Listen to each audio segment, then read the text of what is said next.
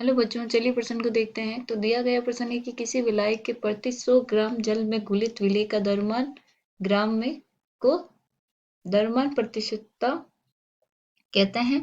तो हमें बताना है कि ये जो कथन दिया गया है वो सत्य है या असत्य। तो हमें क्या बोला गया है कि एक विलायक है, उसके 100 ग्राम में घुलित विलेय का द्रव्यमान क्या कहलाता है?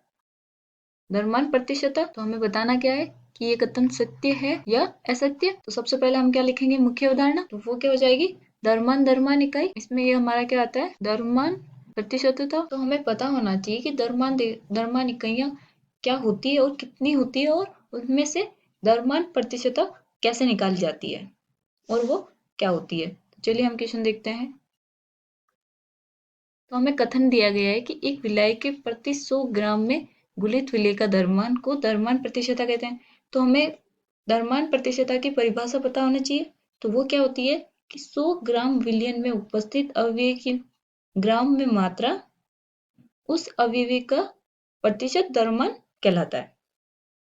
ठीक है, इसी 100 ग्राम विलयन में उपस्थित अवयव की ग्राम में मात्रा उस अवयव का द्रव्यमान प्रतिशतता या प्रतिशत द्रव्यमान कहलाता है। और हमें कथन में क्या बोला गया है, विलायक के 100 ग्राम, और यहाँ हमारी परिभाषा में क्या है, 100 ग्राम विलयन। इसका मतलब क्या हो गया, जो हमारा कथन है वो क्या हो जाएगा, असत्य।